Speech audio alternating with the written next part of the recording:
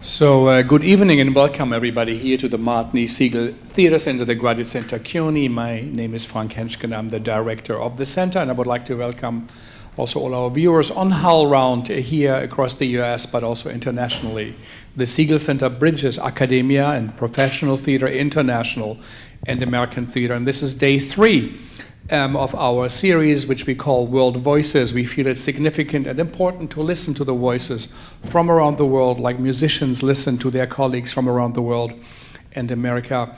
And if you look at the stages, it does not fully reflect the diversity, the liveliness on the streets of New York, the different languages, the people that live here from all around the world, and we make a contribution, I think, to make it a bit more open. We have been called the United Nation of Theater here in the US, and this is a very significant event for us. For over 10-15 years we have done our World Voices Festival, and it's thrilled to have, for the first time, a South Korean playwright with us. We hear so much about South Korea, and I think in the visual arts world, as well as in film and in television, South Korea really is an incredible power. And I'm sure also in theater.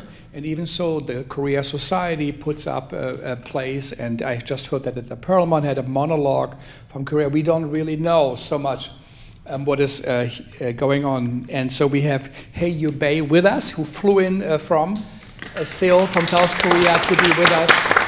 And we don't have gigantic big audience numbers. It's the third day. It's miserably cold and rainy outside, and that's never helpful.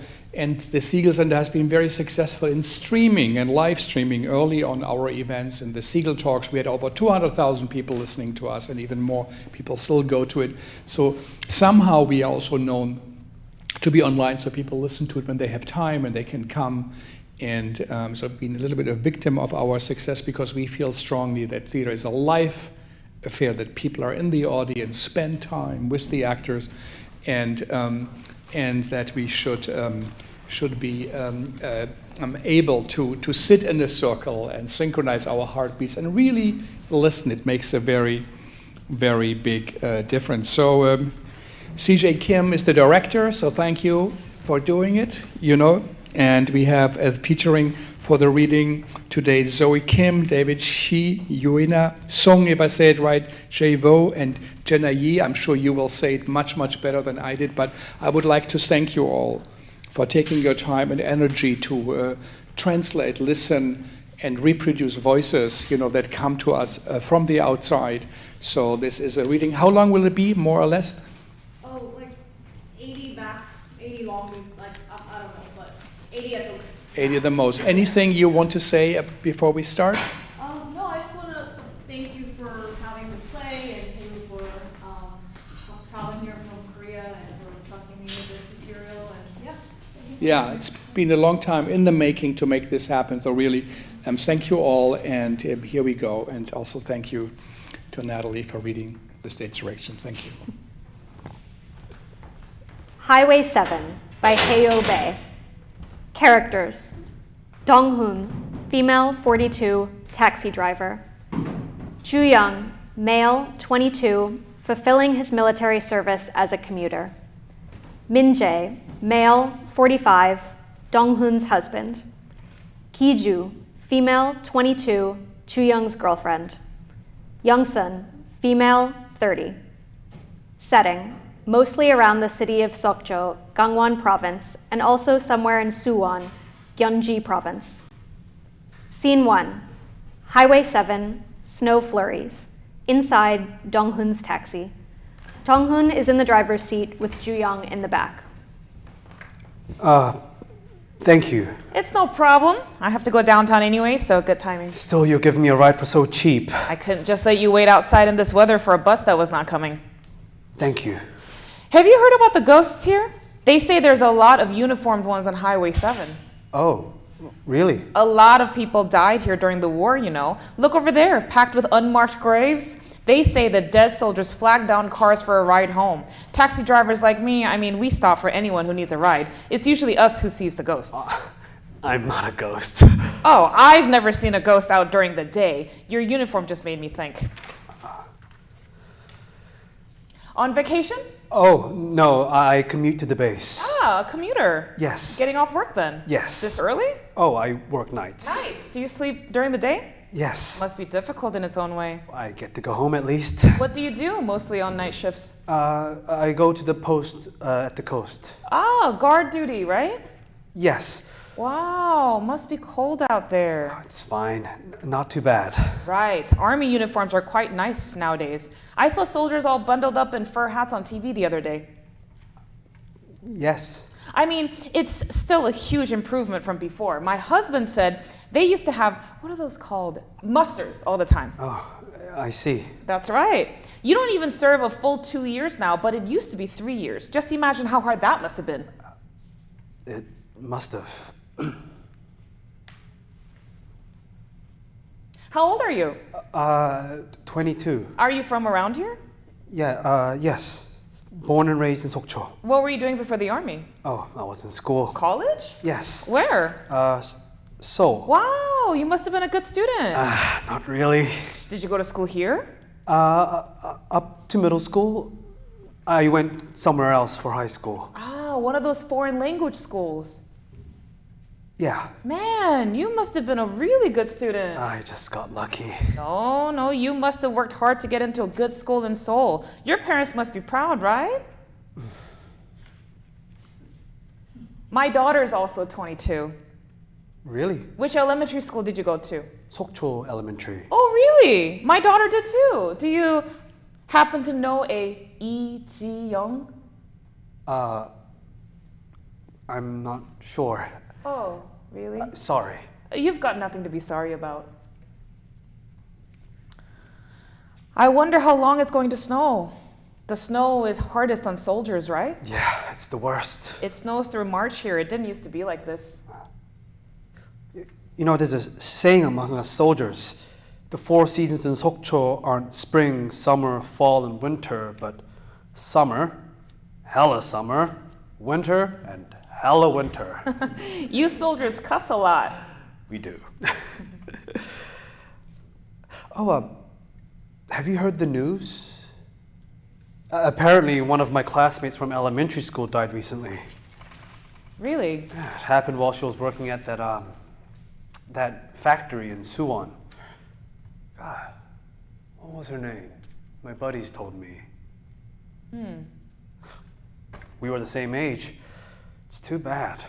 It is.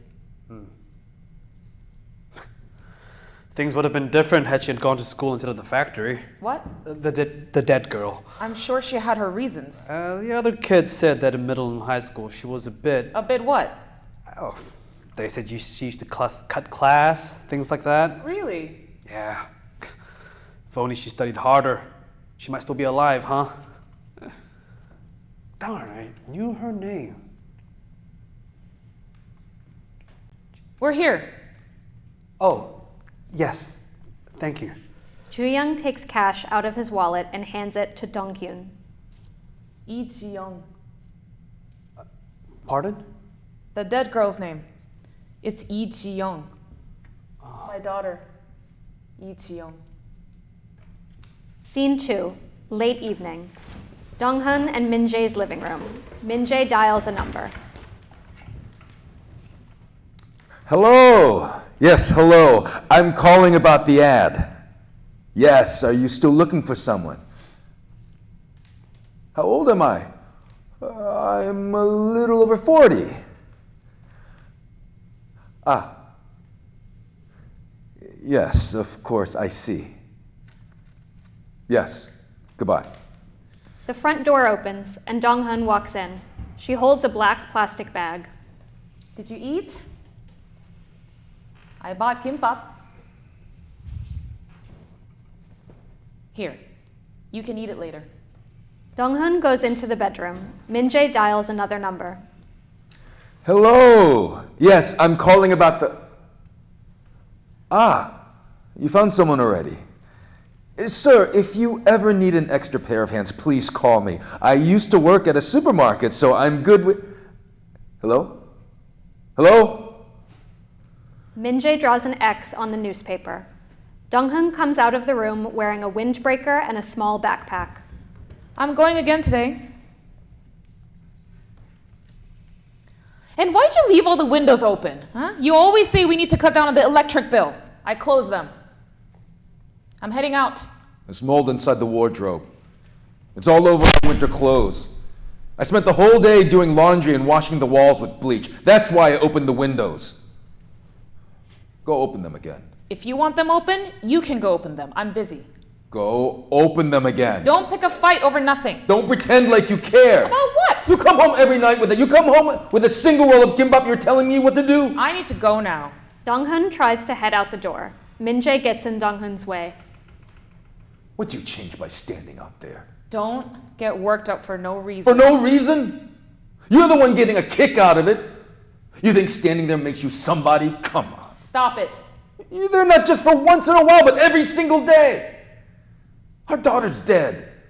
Why are you out there? Get out of my way. Min-jae throws the bag of kimbap on the floor. What are you doing? Where were you when Jung was in her hospital bed? If you don't want it, don't eat it. I said, where were you when our daughter was dying? Stop talking about dying. Stop what? It's a truth.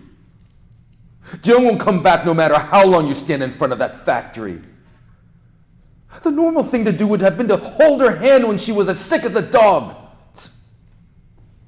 You think Jung knows what you're doing, that you're doing this? She's not here.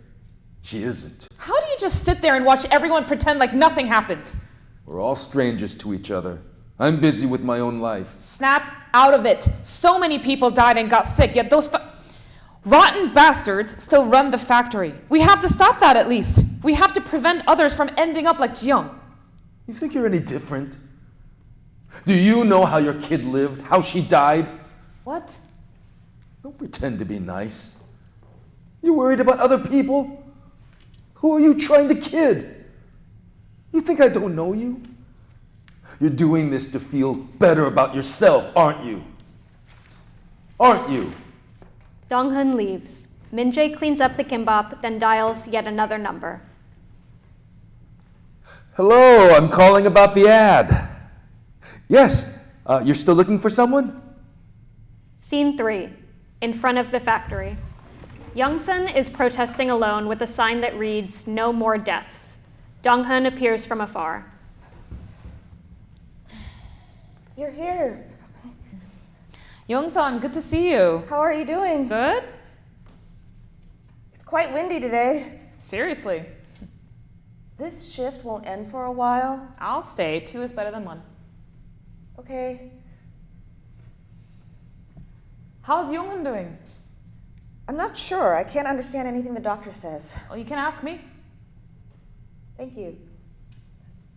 Anyway, he's hanging in there. That's a relief. Yeah. I mean it. Yeah. Your husband is doing well, right? I suppose. Aren't you exhausted on me? Me? I'm fine. Isn't it too far from Sokcho? Not at all. It's a breeze these days with the new highway. Still. You just don't know, Young-sun. Back in the day, we didn't even have the Mishiryang Tunnel. The highways were only connected to Seoul, and we had to drive round and round those country roads. What a relief. It's better like this. But it was fun driving around the different neighborhoods. It is what it is. Hmm? Everything's changed. The countryside, the cities, it's all difficult. At least the roads are paved straight. It is a relief, you're right. It wasn't that difficult. But the winding roads, don't you get car sick? I don't really get car sick. Must have gotten used to it on the job. Most people get car sick. I miss it sometimes, even when I'm on the clock. When I do, I play hooky and go for a drive, reminisce down old roads. Weren't there a lot of accidents on those winding roads? Not really. There probably were. Easy, straight roads are nice, but you know, as soon as they pave roads like that, the old roads get forgotten in no time. Roads fall apart if you don't maintain them. Weeds grow, rocks roll around. These new roads might end up like that too. We can prevent that from happening. This country is so obsessed with building shiny new things that it doesn't even realize how valuable the old things are. Young-sun, hand that over to me now. No, it's fine. It's cold. Go inside already. My shift isn't over I'll yet. stay longer today. Come on. Go on now. Youngsun hands her sign over to Donghoon. She starts to walk away, then stands where Donghoon was standing a moment ago. Why are you still here? I'm going to finish my shift. All right then. Actually, today's my last day. Of what? This. Coming here, doing the one-person demonstration. Really? They said Younghoon probably won't last much longer. Really? I should be by his side as his big sister, that's why. I see. Then I better do your share. But, 언니, Yeah? never mind. What is it? What? Don't you miss Jiyoung? Of course I do. You're just so strong. I have to be. People might get the wrong impression. Not that I do. I get it. Take care of yourself? Yeah, Sorry, I shouldn't have said anything. it's fine. There's a pastor who visits Younghoon's ward. I didn't know you guys went to church. We don't, but Younghoon says he'll try believing now. You know how it is, dear Heavenly Father, Buddha, Allah, please look over here. Yeah, that kind of thing. I was sleeping yesterday when he asked me to read him the Bible. Grown man acting like a total baby. I read it, of course, but I didn't really get it. Younghoon says he likes it even if he doesn't get it. He says it sounds like a spell. Little brat. He must really want to live. What do I do? Only what do I do? Are you going to take the settlement money? We need it for Younghoon's surgeries. We used up all my severance pay already. But I hung on as long as I could. You know this. I don't want people to get the wrong impression. I'm sorry. You can be mad at me. I'm mad at me too.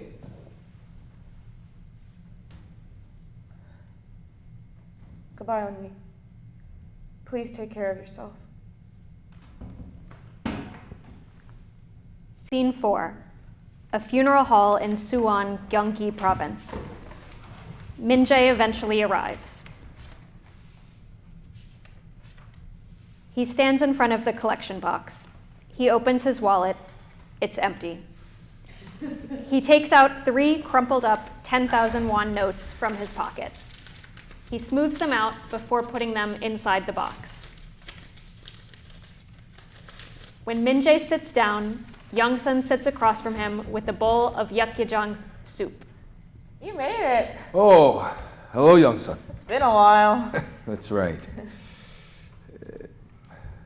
Shouldn't you be over there greeting people? No one's coming anyway. The soup is good. Try it. Sure. Did you eat? I will later. You should eat. Don't forget. I will. Can I get you anything else? No thanks. There's a lot of tasty things here. What liquor would you like? Oh, I shouldn't drink. Then Coke or Sprite? Sprite. Okay. Youngsun brings Min-jae a Sprite. Thanks. Where's Donghoon? I didn't come with her. She's probably at work. You heard, right? Huh? That I quit? She's really mad, huh? That's not why I came alone. Then Don't worry about it. She'll come. You've been through hell and back together. She won't be mad about that. okay if she is. I'm telling you, she's coming. But there's really no one here, huh? What counts is the people who do show up. I should have just let him go out with his friends. Younghoon, I mean. He used to want to hang out with them in the middle of the night, and I would smack his back and get in the way like, where do you think you're going right now? Sounds like you were a good big sister. I was worried about him hanging around the wrong crowd, but now I wonder He didn't have friends because of me. No such thing. He was a good kid. If anything, he was probably choosy about who he spent time with.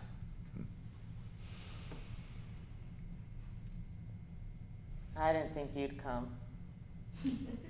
Me? I mean, we weren't all that close.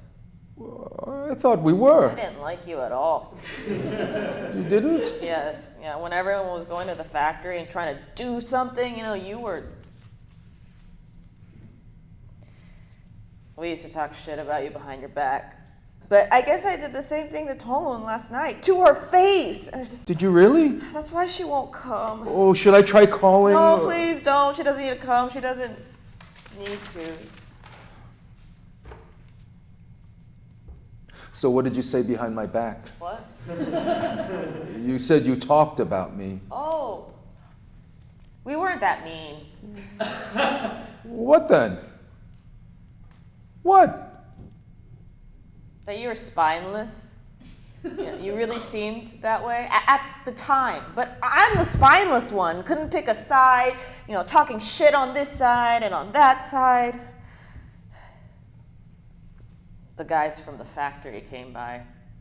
They left money too, but I didn't see how much they put in. I'm scared it might be too much. That sounds nice. When I saw them, I felt like I should go out and protest again. Funny, isn't it? How I'm flip-flopping again. They were burning incense and bowing, and I hated seeing them acting like they get it. I felt like I had to do something. The other protesters came too, but I couldn't say anything. I just stood there. I wish someone would tell me I'm fine, even if they don't mean it. I packed lunch for Youngun when he whined about the food at work, but he didn't like mine either. And he'd leave it behind or let it rot in his bag. Asshole. He never once listened to his big sis. Puberty was rough on Jill. She stayed out with friends in middle school. We didn't expect her to be good in school. Even when we wanted her to go somewhere nearby and spend quality time as a family, she'd flip out. A total brat. She demanded money to buy tteokbokki with her friends. I knew her well. She would have spent that money on booze. The amount she ripped off from her mom was way too much for street food. My wife still doesn't know it. So frustrating. You're fine. You're really fine. You too. You're fine. Scene 5, morning, Highway 7. Inside Donghoon's taxi. Donghoon is in the driver's seat with Ju-young in the back. It's been a while. Yes. Have you been well? Yes. You must have hurt yourself. Pardon? Your face. Oh, this was here before. I must have not seen it. How'd you get it? Training. Commuters train too? Yeah, simple stuff. You gotta be more careful. I will. Thank you. I'm sorry about last time. It's okay. No, really. I'm really sorry. I really shouldn't have talked like that. I'm sorry. Why do you apologize so much? Just once is fine. Because I really am sorry. There you go. I got it. Okay. So how'd you end up with a scar like that? Oh, I got unlucky. Lucky this, lucky that. You really like talking about luck. Pardon? You said it last time too when I asked if you got into a good school because you were really a good student. You said you just got lucky. Oh, me? Yeah? It's true. I hear you. Unlucky. Luck is important and all, but it's just as important to know why something happened the way it did. It was an accident. Accidents happen for a reason too. Don't hurt yourself again. I don't know about that.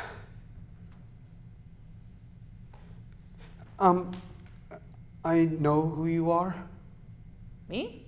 From a photo in the newspaper. Oh. Really? Yes. I'm not sure if I should say this, but I'm rooting for you. Thanks.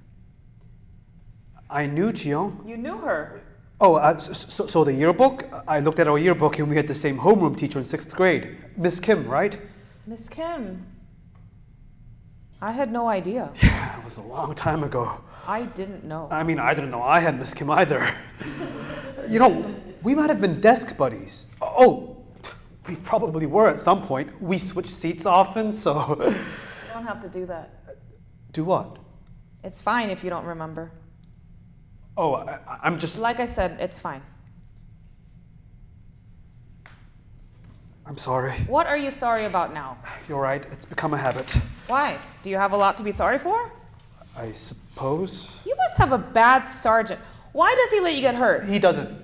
I just hurt myself training. Okay, you hurt yourself training. Yes, really. Still, what's wrong is wrong.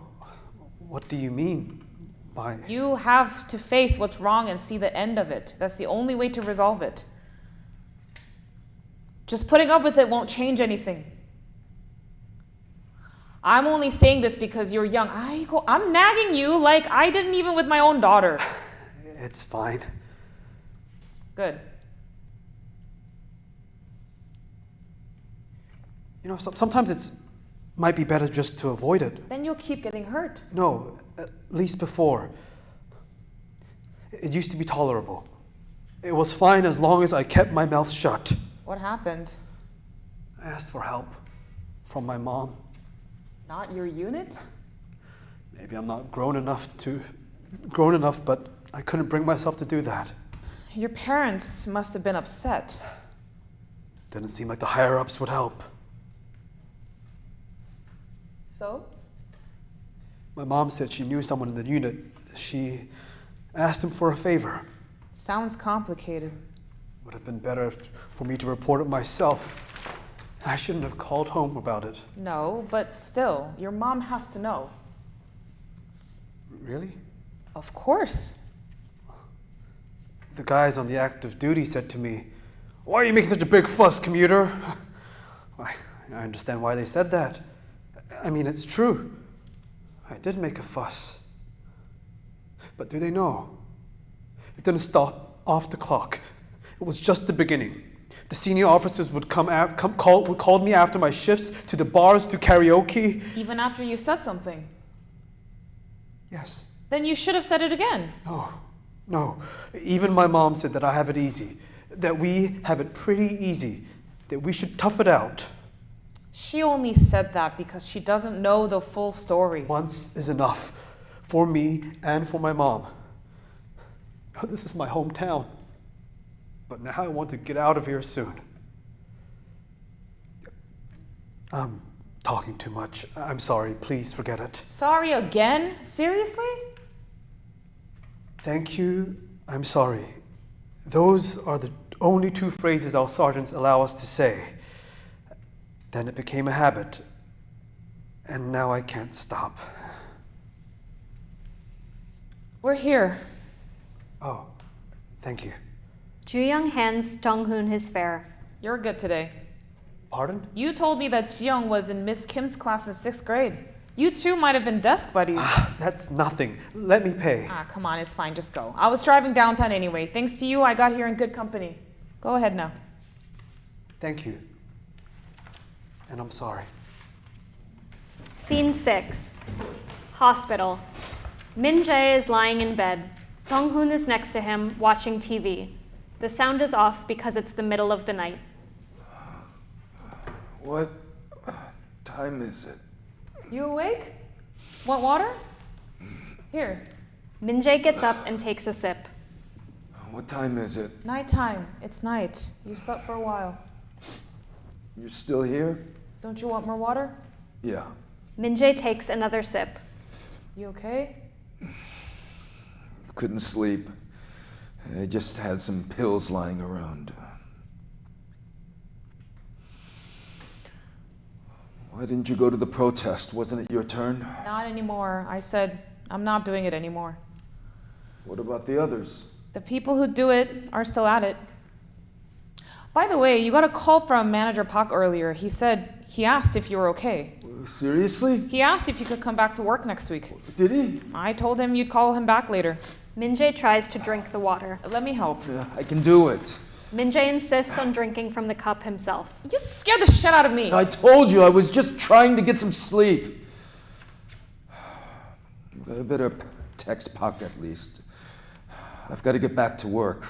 I've got to. Yeah.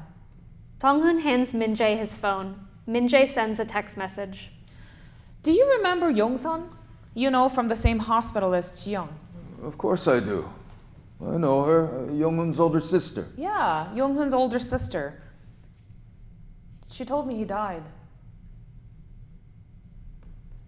Apparently, she wasn't there when he died. How did it happen? I should have gone to Yonghoon's funeral.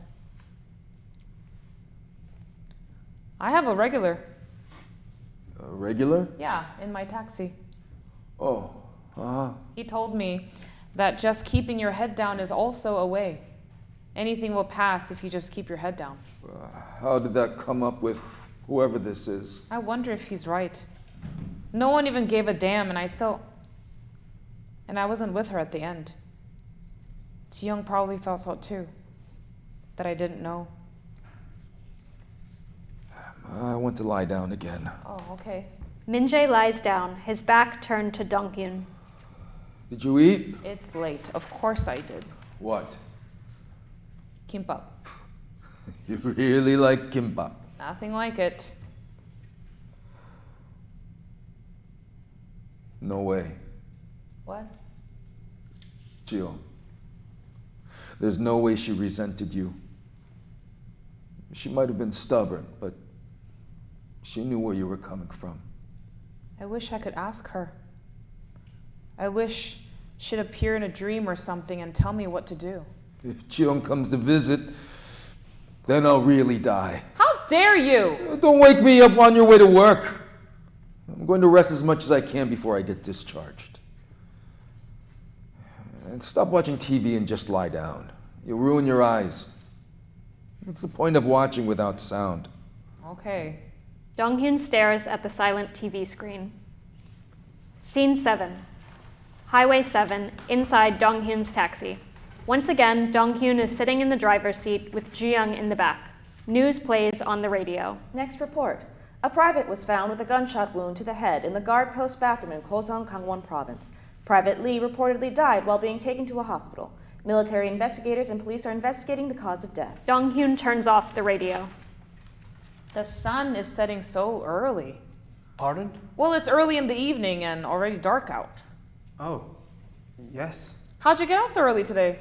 I'm on vacation. Commuters get vacation too, I see. Yes, of course. Anyway, other drivers won't stop if you stand like that in the middle of the night. Pardon? I only took you in because I know you. Oh, you know, the Highway 7 ghost soldiers. Oh, I remember now. Yeah, this highway has all sorts of stories. You're lucky, soldier. You're right. I am lucky. But no freebies today. Oh, yes, of course. Just kidding. Oh, okay.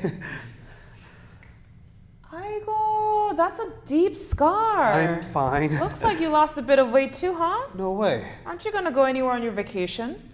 I'm just gonna stay here. A young man like you should travel. There's no time to do that sort of thing once you get old. Yes, The only traveling I've done is to Jeju Island once, my honeymoon. Jeju's nice. They have horses there. That's right. They did have horses. Where have you been? I've been to Jeju too, and Cambodia, the Philippines, Tokyo, Osaka. Wow, you've been around. But the only thing I did was eat. Oh, that's why you go, no? Where's the fun in travel if without the food? Oh, right. What about Europe? Have you been to Europe? Oh, no. You're young. You should go once you're done serving. You kids these days all go at least once. You throw in a backpack and take off. Yes, Jiyoung used to talk on and on about wanting to go backpacking in Europe. I wanted to go to Europe too. Backpacking. But But now I think it's too far. Oh, please. Far? As soon as you finish your service, your life is set. You can always go later, no? Yes. I should have let Ji-young go when she wanted to. I never got to even think about travel when I was raising her, so maybe that's why I got jealous. I didn't let her go. Told her, go later on your own dime. She used to say, as soon as I graduate from high school, I'm going to work for the company that pays me most, make loads of money, and go to all the places I want to go. By the way, I quit that thing. What thing? You know, the protesting. Ah, yes. I thought I was the only one struggling doing all that. I thought I was the only one not eating or sleeping. That's why... Does it have anything to do with what I said last time? No, not at all. No, it was just time. It was time. I'm sorry. You keep saying sorry. What do you have to be sorry for? I could be wrong. Avoiding things, pushing things down, you might end up unable to do anything. Did you change your mind already? They say there's a limit to how much one can take. In any case, don't worry. It's not because of what you said. Okay, I believe you. Aigo, you're so timid for a soldier. You're right. Are you having a hard time? No. Be honest. It's not like we know each other. We do know each other. You're my friend's mother. Oh, you're right. Huh. Ji-young's desk buddy. Maybe. Did I go too far? No, you're right. Your friend's mom. It's not that I totally changed my mind. It's just, you said it yourself. You used to think that you were the only one not eating or sleeping, but that wasn't the case. That's where I'm at. I talk too much every time, huh? No, I appreciate it a lot. Let's not think too hard about it. All it's good for is a headache. Is there someplace you want to go? Me? Well, anywhere. My mom is on a trip. Where? Japan, Osaka. My family took a trip when I was little. This time, she went alone. Bummer, you should have gone together. No, not at all. I wanted her to travel freely without having to think of me. What a good son you are. No, really. Do you drink a lot? Occasionally. Why do you ask? Kiju drinks about 6 times a week without a day off. She's my girlfriend. Girlfriend? Yes. I didn't know that. Have I not mentioned her before? No. No, I'm worried for her. She drinks so much. You're such a romantic. No, I'm not. She must be happy to have such a sweet boyfriend. I wish my man would be like that. I'm not really. It's a compliment. Issa. Huh? That's her main drink, Issa. Issa. Yes. Soju's the best for getting drunk. Now that I think about it, I learned how to drink soju from her. Really? Yes. To be honest, I still don't know if soju tastes any good. She's really good at throwing them back, no joke. What's the use in liking soju at your age? You get older and older and older, then it'll start tasting good to you eventually. Yes. Ma'am? Uh-huh. Ji-young. My Ji-young? Yes. What about her? Do you miss her a lot? I'm sorry, I shouldn't have asked. Of course I miss her. A lot. So much. Of course. I suppose it's been a while since I visited her. She'll understand. You think so?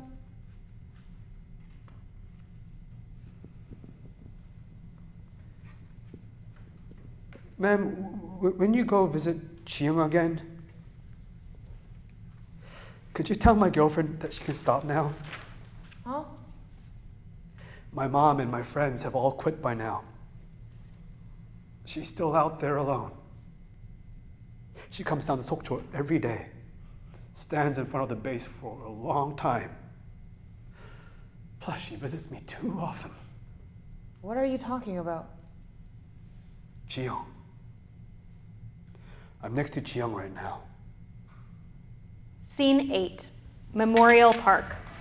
Ju-young's grave alongside Ji-young's grave. Gi-ju is sitting in front of Ju-young's grave. Dong-hyun appears carrying tteokbokki and soju. She stands in front of Ji-young's grave. Jiyoung, it's Mom. Sorry. I should have visited more often. I brought you tteokbokki. You go nuts for tteokbokki. I bought lots, don't worry. You know, I met your classmate from elementary school the other day. Apparently, you two were desk buddies in 6th grade. Yeah, Miss Kim's class. I didn't even know you had Miss Kim for homeroom. Sorry. But I won't forget now. 6th grade, Miss Kim. I really won't forget now. Dong-hoon takes out a glass. Just one shot for you. Dong-hoon places a plate of tteokbokki and a glass of soju in front of Ji-young, then sits next to Gi-ju. Dong-hyun pours herself a shot of soju. It's still a bit chilly out. Would you like a glass? No, thank you. Let me know if you want one. I can't finish this all by myself. You must be from out of town. Sorry? I've been a taxi driver in this neighborhood for quite some time. I meet so many people that I can tell who's from out of town, right? Yes, you're right. Woohoo! Got another one. Where are you from? Seoul. Let me know if you want to know where to eat. The places that's been on TV are basically fast food chains now. They're not as good as before. I know this neighborhood pretty well, too. Really? I come here often. I came to see my daughter. I'm here for my boyfriend. Could I have one? Dong-hoon pours Gi-ju a glass of soju. Thank you. It's my pleasure. I didn't want to drink alone. Gi-ju takes a shot. Dong-hoon pours her another glass. Not bad. I've been regretting something a lot these days, that I never got a chance to drink with my daughter. If I knew things would turn out like this, I would have taught her how to drink. My boyfriend was a total loser. He'd never had a sip of soju till he was 20. I taught him everything. Impressive. I mean, we fought a lot, too. For what? He would smile so much, like, too much. He looked so dumb. I tell him to stop smiling, but then I turn around and see him giggling to himself again.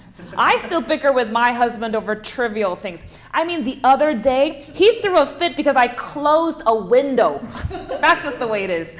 We got into a really bad fight once. Then that lightweight got totally wasted and called me saying, "Oh, I miss you." So corny. I think I've seen you before. Me? In the newspaper. Standing in front of the base. I heard about your boyfriend. I understand. What do you mean? It's hard. You have to sacrifice a lot. But there's no reason to carry that burden by yourself. Are you from the base? No, I told you, I'm in the same boat. I was like that too, wanted to fight, run them over. In the same boat? Excuse me. I've heard that dozens of times. Those officer bastards said the same thing every time they opened their mouths. Honey. I'm not your honey. Doing this won't bring him back. What did you say? You think I don't know that? Yes, Lee Ju-young died. But I can't stand to see those bastards living with their chins held up high. No way. No one should die like this. No? No? Even if you don't, someone will. This isn't a fight that someone should fight. It's one that anyone should fight. My daughter's death You think you're the only one struggling? They said Ju-young had over 10 bruises on his body. Yet those army higher-ups still keep saying that that's not their fault. I didn't know it was that bad, okay? I hope they all die. Dong-hyun stands up. Gi-ju stands up. Apparently at meals, they shoved food into his mouth until he threw up. Whenever they had the same shift, they would pick on him, curse at him, kick him, tell him to get on the floor for no reason, to bark for no reason. They did that to someone as kind as him. Do you know what those bastards had for an excuse? He smiled. They said they thought that he was fine because he had a stupid smile on his face whenever they messed with him. They said that. He kept laughing, apparently. You idiot, didn't I tell you again and again? So, who are you to tell me what to do? I'm sorry. About what? About what? I'm sorry. Is that all you have to say? Why is that the only thing you have to say? Why? Aren't you ashamed? You said we're in the same boat. Aren't you ashamed to face the dead? Donghyun trips and hurts her wrist while trying to get away from Kiju. Those bastards? Even if I can't rip them all to shreds, I'm gonna keep fighting till the end. Regardless who gives up, regardless, no matter what happens, I'm gonna keep fighting till the end so those bastards can't kill anyone else. I'm gonna chase them into the pits of hell. I'm going to do that, at least. Scene 9. Day. On the breakwater. Jooyoung and Giju sit, eating jjajangmyeon noodles. They serve fresh fish right next door. Why don't you like jjajangmyeon? Come all the way to Sokcho. Why jjajangmyeon? None of the places here do Chinese food well.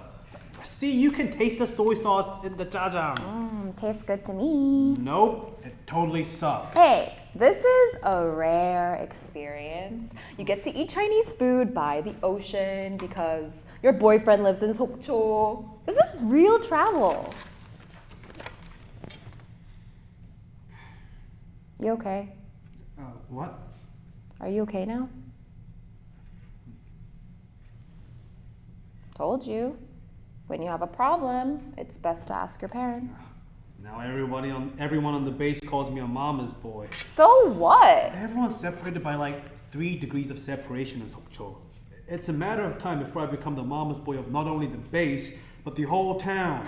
You're overreacting. I'm not. Anyway, my roommate ended up breaking up with her BF. What happened? Her boyfriend must have had a bit of a hard time as well in the army. Apparently, he called his parents and complained. My roommate says mama's boys are a deal breaker. He's a grown man, blah, blah, blah, blah. Really? I don't agree with her. You can call your parents if you're having a hard time. Say you're a mama's boy. So what? Who is she to say? She takes money from her parents all the time. Dude, just teach them a lesson next time. What? Once they realize you're a pain in the ass, they'll be too scared to bother you. I don't know. Don't just take it. They're jealous. They're annoyed that you're so smart and nice. People don't like to see someone be better off than them. They want to take it all from you. When did you say your bus is coming again? You're qualitatively different from them. Qualitatively. Got it? Hey, why don't we get some kind of certificate together? Not one of those like big national exams, but maybe just a small one. My friends who went to law school passed the civil service exam like it was getting their driver's license. Are you telling me to study? Let's become so important that they can't mess with us. Got it? Are you done with your food? Answer me. I got it. Almost all my friends have boyfriends in the army. They're jealous that I can visit you whenever I want. But why aren't you asking me any questions? Ask you what? Like, aren't you curious how I'm doing? I am curious. Then why do I have to fish for it? Sorry. How are you doing? The mom of the kid I'm tutoring is at my throat. She wants me to take responsibility for her kid's mock exam scores dropping. I mean, she doesn't realize that her kid is as dumb as bricks and blames me. Jooyoung stirs his noodles. Hey, are you listening? I am. Really. Go on. So, what did you do? Like, why do I need to be treated like that? I thought about quitting on the spot. But if I walked out like that, I wasn't sure how much money I'd make this month. My mom's cutting back on my allowance, so I couldn't lose that, so. You did good. If someone tries to pull a fast one on you, do the same thing. When I got paid, I knew I did the good thing. Time goes by so quickly anyway. Hang in there a little longer. I come visit you so often. You should be grateful. Is that the moral of the story? I have finals coming up, so I don't think I can come visit for the time being. Well, I have a vacation coming up. I'll go see you. You promised, okay? I'm excited. I wish next year would come already. You and I can go to school and study together, travel together, drink together, and drink, and drink, and drink. You'll wreck your liver. It's nice here in Sokcho. The ocean breeze is amazing. I'm happy. Are you? Yeah. Hee-ju stands up. Oh, where are you going? You were eager to send me off earlier. I was just saying. Coffee. I'll go. Finish your food first. Why do you pick at it? Jjajangmyeon doesn't taste good like that. You should have slurped it down like me. Ju-young starts to stand up. Sit. Sit, I'm telling you. Fine. Hee-ju exits. Thanks. Ju-young finishes his bowl of jjajangmyeon. Better clean up. Ju-young exits. Gi-ju returns with soju instead of coffee. Gi-ju sits on the breakwater alone. She starts twisting the soju open but stops and makes a phone call. Hello? Are you doing delivery right now? I'm on the Weongchi breakwater right now.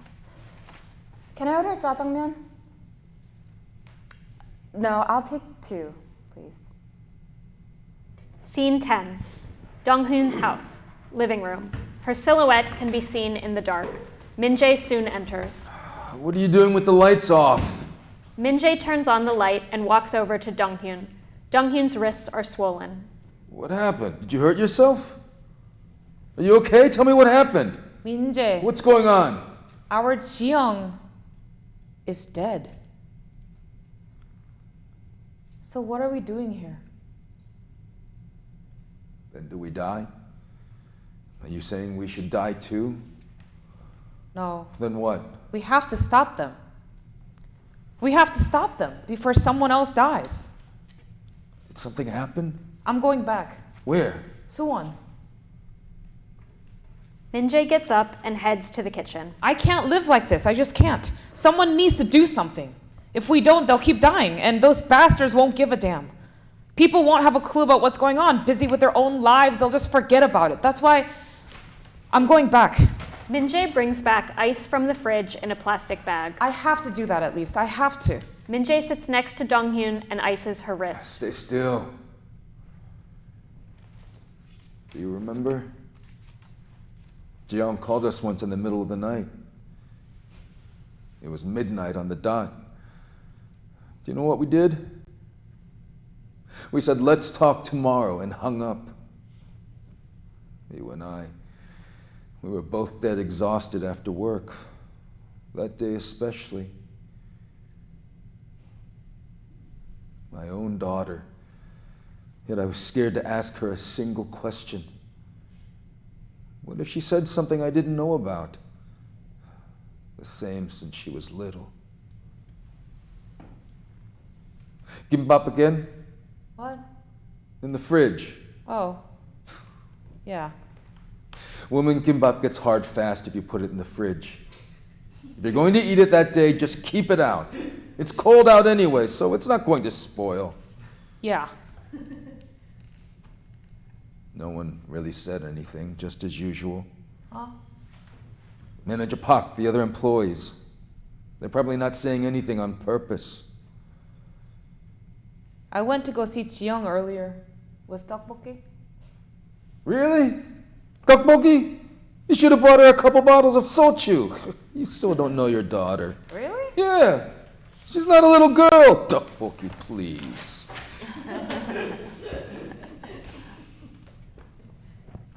Our daughter's still not coming back. Yeah. Same for me. I still don't know about following you over there. I know. Grab another layer before you head out. Don't wear something that could pass as a straw mat. I'll do all the housework for the time being. It's fine. What do you mean fine? I'm trying to do what I can do. You think you're so great? Min-jae goes into the bedroom. Dong-hyun is left alone. Scene 11, Highway 7, inside the taxi. Dong-hyun is sitting in the driver's seat while Ju-young now sits next to her. I don't remember stopping for you. I thought you might not let me get in. We get fined if we reject a customer. I'm not choosy. It's been a while. How have you been? Where were you all this time? You know, here and there. I saw my parents, my friends. Yeah. It was especially windy today. Yeah. Kiju is still at it. Really?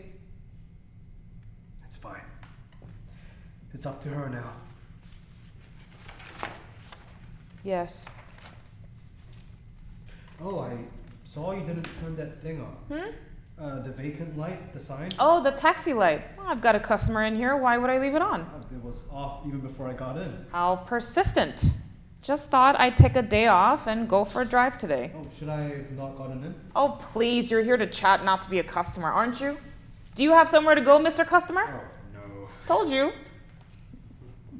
Now that I think about it, we met a long time ago. For sure. Time passes quickly. The quicker, the older you get. But I'm glad that things seem better. What?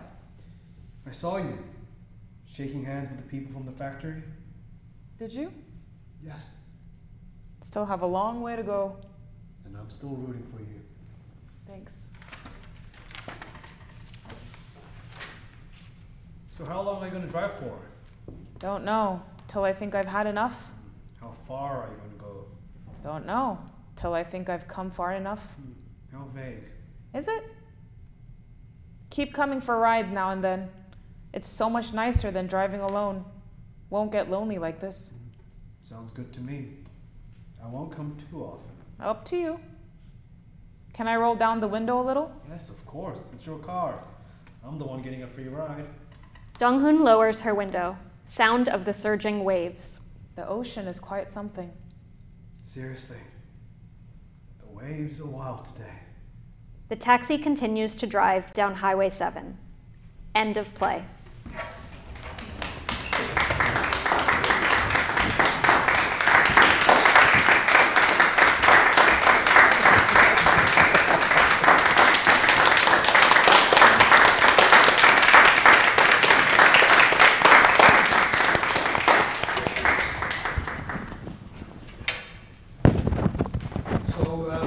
Thank you so much. I think this was such a great class. So thank you again. And, if you have the time, you stay. You don't have to, but if you want to participate, just stay where you were and keep your mic. But I know you had a long day. They started rehearsing very early. On, so. Use the restroom. Yes, use all the restroom. So again, thank you so much for the reading, and as we normally do, we have a talk afterwards also for our viewers on HowlRound. Again, thank you for staying with us. Haeyoul and Seonjae, I have 2 mics.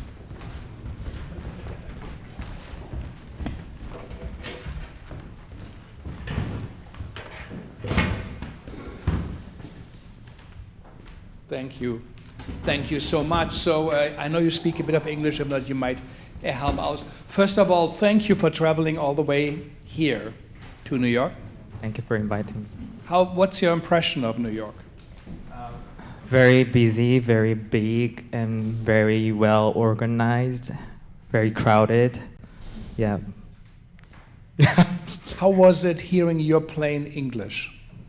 Well, it feels like that it's not real, but very foreign, but at the same time it feels like very familiar and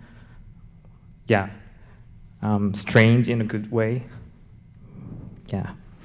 Are audience reactions similar, very different? Or I heard so many laughs, which is a great compliment for your directing and the cast. Yeah.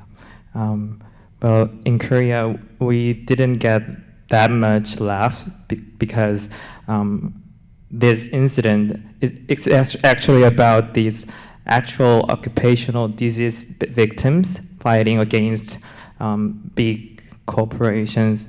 So I guess the audience knows about this incident, so they might have less laugh during the show. But so it was very interesting to hear the audience laugh. Did you like that the audience was laughing? Yeah, it was. I get relaxed because thanks to all the laughing. Thank you. Yeah, they were very serious moments, actually, I thought. Especially with the friend and accusation against the authorities. But it was also, in your writing, there were some well-written documents about human nature.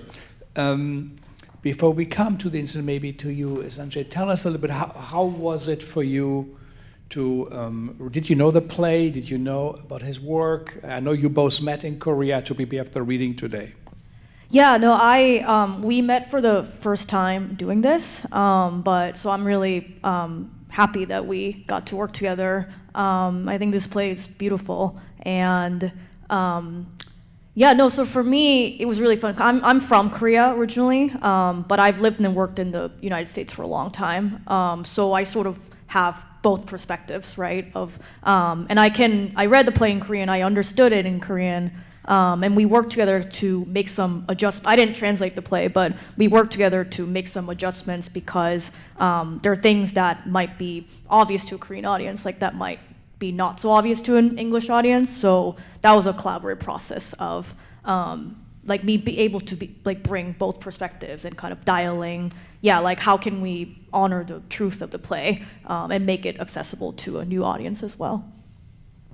Mm-hmm. Maybe you can tell us about the real story behind the play. You tell us. Okay. Actually, I also served my military duty as a commuter, just like the character in the play. So how long were you in the military? About a year and 8 months. Yeah. Back then I took a lot of taxi.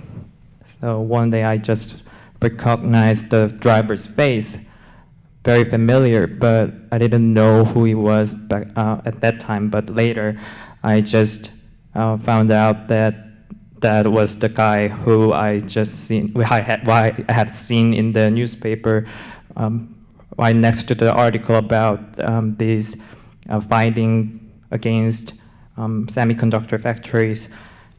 So I just wanted to talk about how close they were, how close they are. So yeah, actually these semiconductor factory workers' working environment is very dangerous. So they are still fighting against this. Actually, this factory in Suwon is Samsung. So they are still fighting for it, and things got very worse right now because there is a kind of race in semiconductor market globally. So most of the Korean politicians try to enact this act, removing the limit on working hours of semiconductor factory workers. So it is ongoing problem right now. Mm-hmm. A lot of plays focus on intimate relationships. They focus on Lady Diana. They focus on stars, famous people. You highlight the work of workers, of everyday people. Why do you focus on it? I don't know. I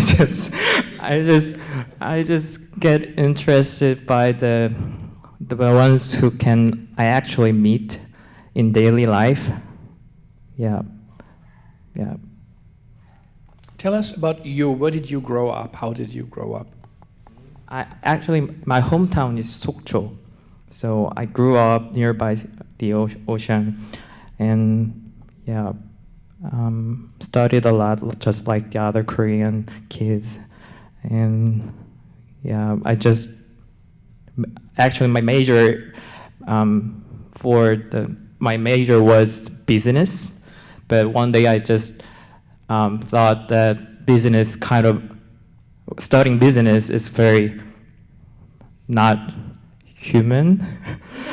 It felt like very guilty at some point, so I just choose to try the other major. Then this theater, this playwriting thing becomes my major. Yes. And that's all. What theater did you see when you grew up? What inspired you? Actually, in Sokcho there is very small theater, so there is basically no place. There was no play that I can see. So actually, my first play or my first theater work that I see was musical Annie in Seoul.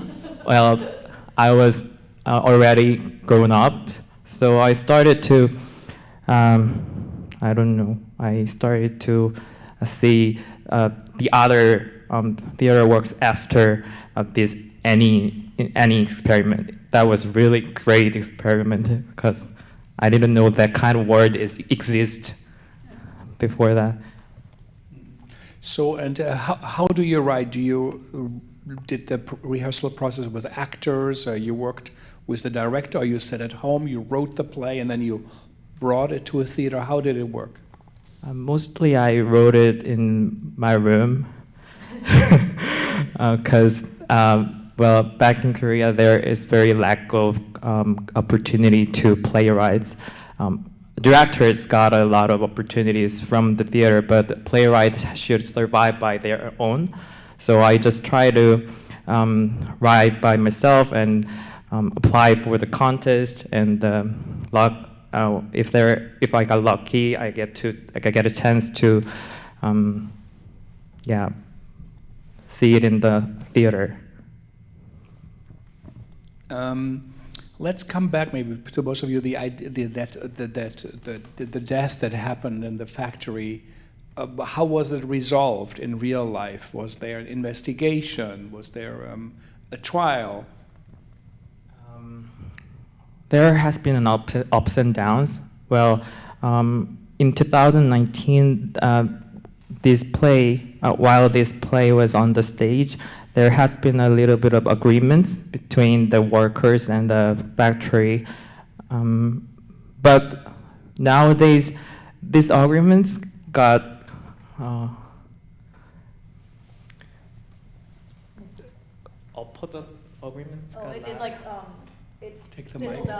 it fizzled out, or Yes, it didn't work out. Yeah.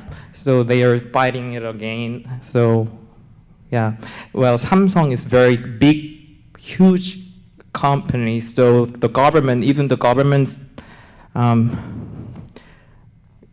눈치를 본다고. Like the government is kind of they can't tell Samsung what to do because Samsung's too powerful. Yeah. So the government kind of has to see what Samsung wants to do. Yeah. And there are semiconductors everywhere. Like we are holding it all daily life in our cell phones. So actually, we are holding the workers' death. So So conditions, if I understand it right, are very, very bad. Not only working hours, but also exposure to chemicals, to smell, and machines. There's intense competition with Taiwan, for the race in Asia, but also Taiwan, which is in a way leading. So who comes up? how, when we listen to your characters talk, you know, so you intermingled private life and, you know, work life and official life, how do the people of Korea see this fight? Are they on the side of the government, of the side of Samsung, on the side of the workers? What is there? Is there a movement? Is it strong? Is it big? Are you in the minority? I hope the audience stood by the workers' side. And in Korea, I believe that most of the audience is very progressive, so they could relate to the workers' condition. Yeah. Yeah. And was this your first major play that got known? This was my first play. First play ever? Yeah. I wrote it about 8 years ago, and yeah, this was my first. How was the reception of the play in Korea?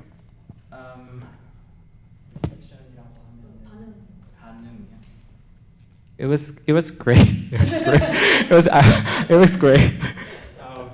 Yeah, it was great. The activists came to our show to see how the story goes, and they told me that they were good to see that this solidarity made in drama is not that romanticized. Yeah, that was the very relief for me, because I was worried about them to watch, them to see me telling about them. For you, how do you hear this play? You know, how long have you lived in America now? 20 years. 20 years, and you know you do a lot of directing work. How does the play sound to you? Is it? Yeah, I mean it's a cool experience because I can hear it in both languages. But I think what's great is, and we were talking about this earlier actually. I was asking Haeyoul about the other plays in the festival that he saw, and you know we were saying how there's all these different cultures and different plays, but the issues that every culture, every society is facing, especially with globalization and capitalism, like it's so similar. So for me, it was like. I always thought like all the relationships and all the dynamics and all the themes covered in the story, like I knew it would be very relatable to any audience, and it was just about like pulling the nuances out.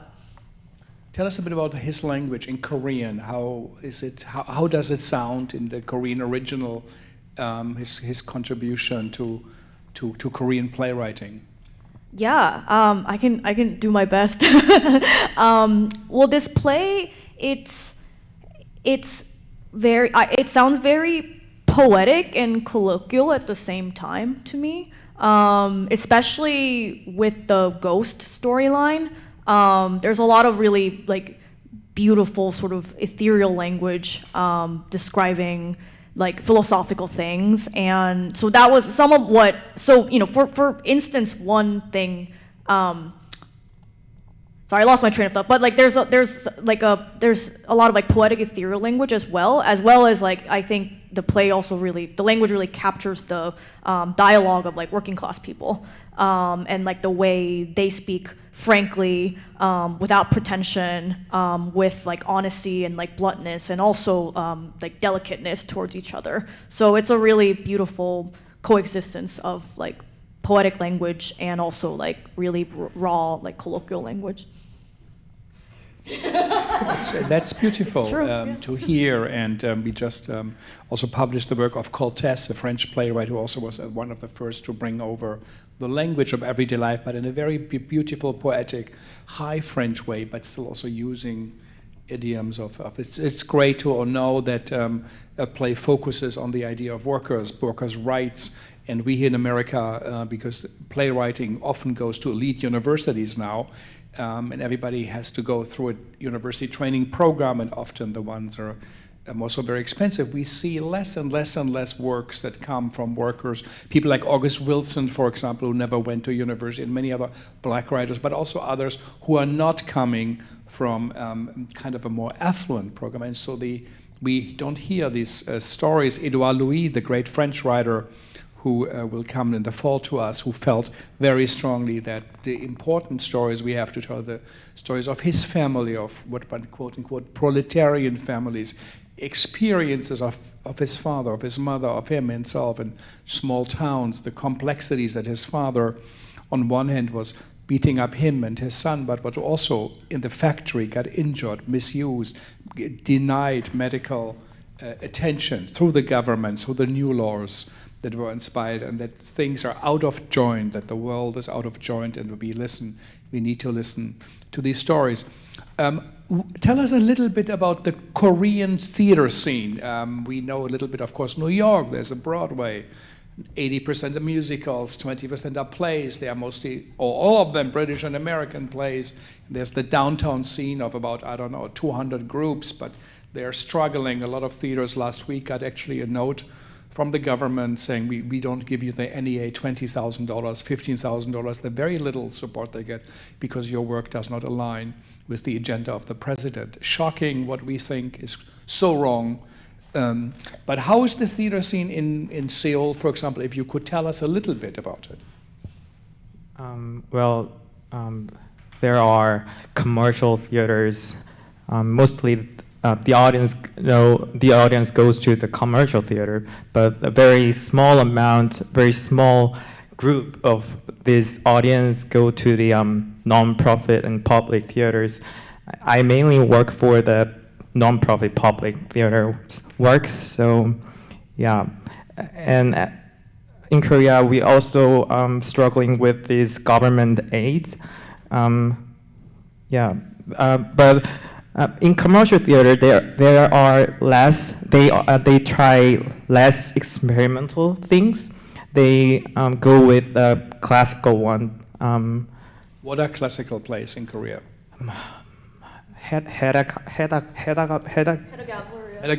Western European classics. Yeah. Ibsen, Shakespeare, Chekhov. Yeah. All this realism, part of a new realism. Yeah, but in non-profit, but if you go to the non-profit theater, you can see this variety of subjects. We go nowadays. We try to do something, get something not from the classical way of representation, not from patriarchal male director-centered system. There are a lot of plays about queer, disabled, non-human beings. We're trying. Yeah, I mean, as I've said, I've lived here for 20 years, so I think I don't have like too much firsthand experience, but I am directing my first full production in Korea later this year, so I'm very excited. What is it? It's a musical called Fly to Tomorrow, and it's about a teenager who was a former child star in Korea, but she's now immigrated with her family to England. But then she one day wakes up in the body of her stuffed animal that she had when she was a kid. So she's like with her younger self and kind of re-examining her past and her childhood trauma in that way. It's a musical, so it's also really fun. I think that there's a huge enthusiastic market for musical theater, both on like the big level. I mean, like I saw a production of Les Miserables, the musical there, and it was humongous and it was like amazing. And but I've also seen many like great shows like in like small theaters. There is like a theater district, just kind of like how it is in New York. And yeah, I guess I'll just share one cool fact about the Korean theater scene is that especially in musicals, most leading parts are double cast. So like you'll have like rotating casts, and that's a big factor in people going to see the same show multiple times because you want to see like different actors, like combinations. So it's not like principal actor and understudy situation, it's sort of like many roles are multicast on purpose. So interesting. Yeah, I think what that's an very interesting idea, actually, to do that. Before we come to audience questions, also we want to hear from you how it was for you as an actor. How is the support? Is there government support? The commercial theater, I guess, whatever is a hit, and it gets done, if not shown down. But for the smaller works, how does that work? How do people finance these works? Well, annually there is this government financing. Grants, Yeah, we apply for them. We apply for the money, and if we got lucky, we get money, and we do the works next upcoming year, and then we write a report to government that we used your money very well, and we worked very well. So that kind of procedure. And in what dimensions is this support? Is it 20, 50, 100,000, $500,000? It varies. We 공연을 하나 하기에도 부족할 정도로 받는 경우도 있고. Sometimes it's not even enough to put up one show.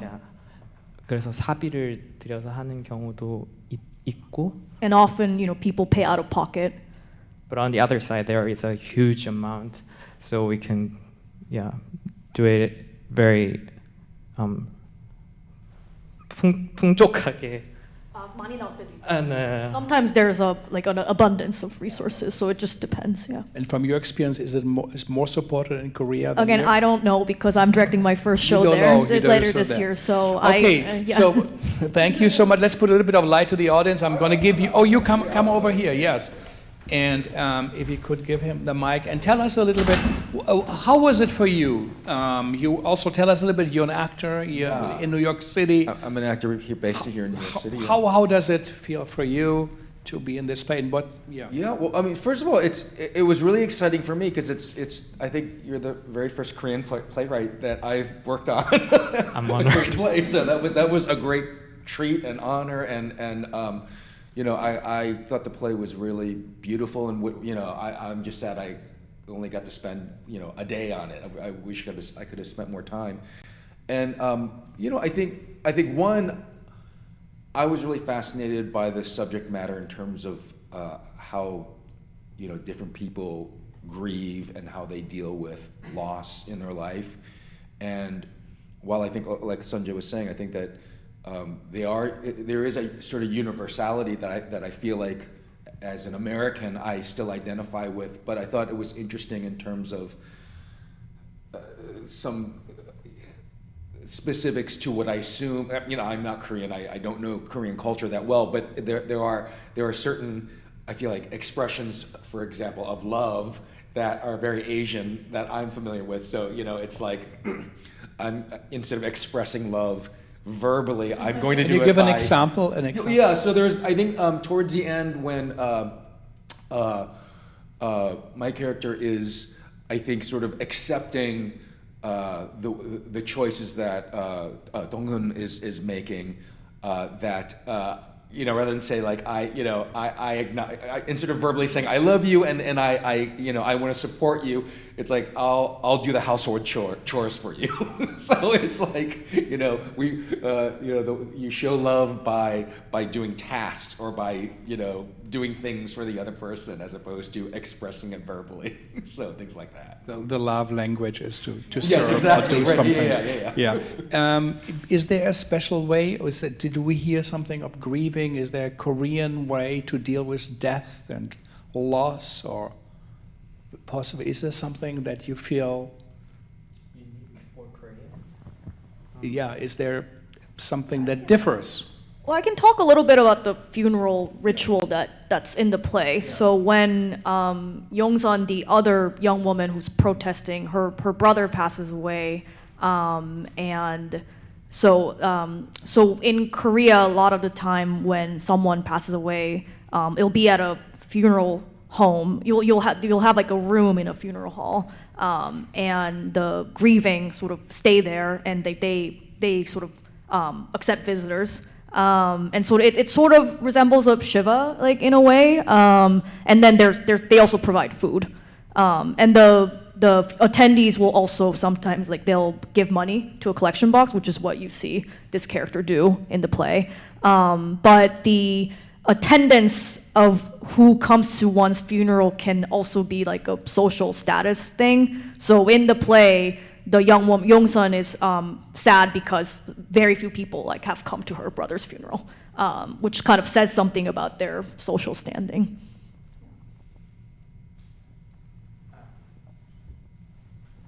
Yeah. Actually, this in Korea, this grieving has been kind of suspended by the government. Grieving for the social death has been suspended by the government, conservative government.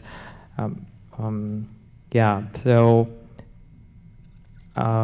it was kind of important for me for a while to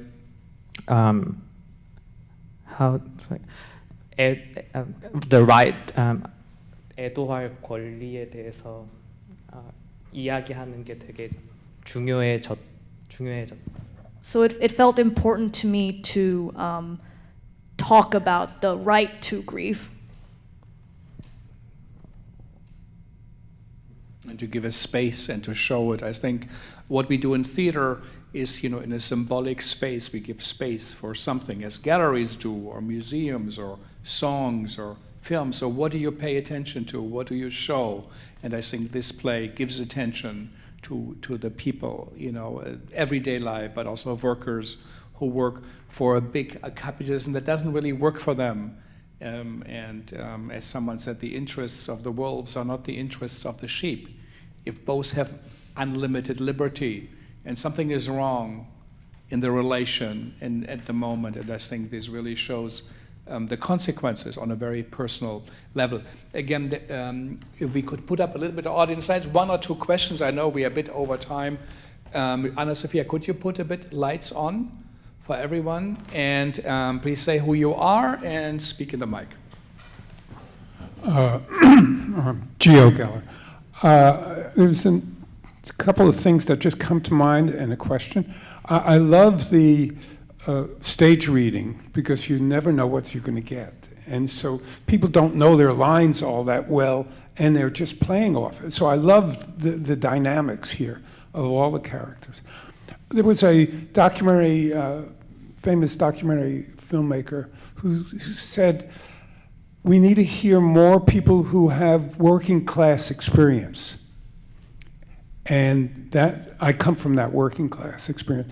But what I really felt in your piece here was the power of one person to make a difference. The power of each individual who were fighting, standing up alone. And I wonder how you and the director handled that, how you thought about that power of one person.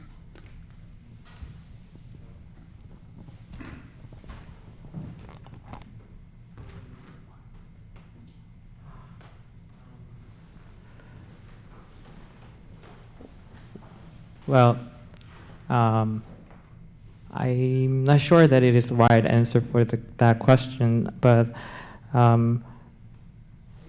for us to see this Highway 7 story, it seems like the Dong-hoon is the only one who stands out to fight for their right, but actually I imagined there is much bigger community for her. But also I agree with this individual power to fight back, because I wrote that way. I guess one person 죄송해요. 소수의 사람이 먼저 어떤 행동을 하면은 어떤 따라가는 어떤 사람들도 당연히 생길 것이다라는 믿음이 있었고, 그게 극장 안에서도 작동하기를 바라면서 이야기를 썼다.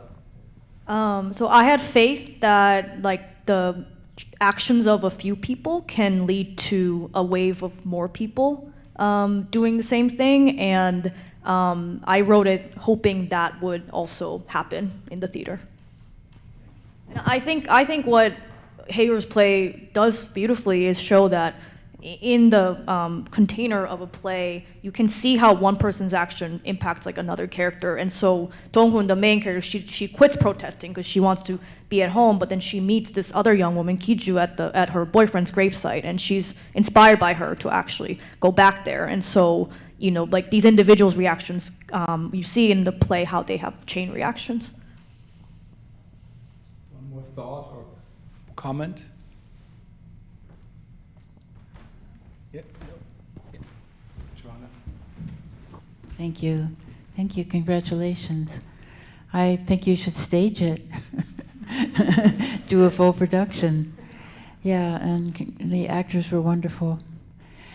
I like the different responses to the deaths. I was touched by the different ways of working with the grief, the pain, and it was unique to each character, completely different. And I think that was a triumph. Thank you. Oh, I did have one question. I'm sorry, Frank, about translation. Did you mention, did the actors? How did that happen? I didn't translate it. It was already translated and edited, but we made some changes in this process just to keep pulling all the nuances out. And yeah.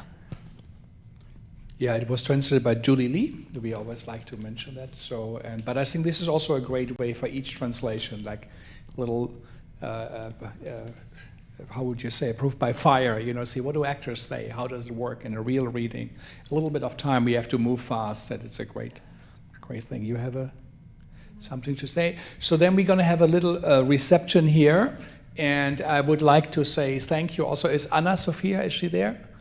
So you come by Anna and Nurit, who helped us to organize the festival. This concludes our come down here, our World Voices Festival. You also come here, and Natalie. And I just want to say thank you. It always takes a team really to put things together. We are a very small team. It's an enormous effort from the Segal Center. We are a very small, tiny little boat on the ocean and compared to larger universities, also larger theaters, but we feel it's really significant and important that we present works from the global world. So come on over here, and I want to have like a big applause for all of you too.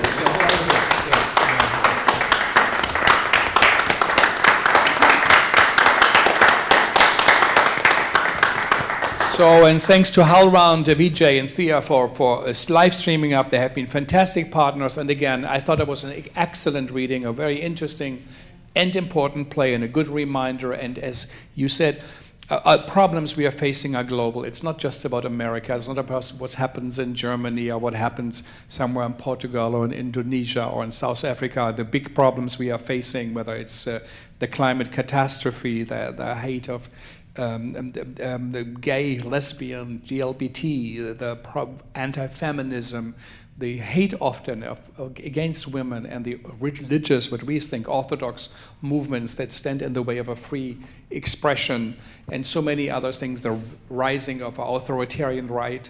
It's a global phenomenon, and I think this is something to remind that we are not alone in this, and that we face similar complications and problems, but I think, as someone said, in the universe of physics, if you observe, just by observing, you change things because you look at things do change. And I think theater, that's what it does. And so I would like to thank our audience for taking time to come out, and everybody who watches here also, thank you. So thank you, and good night.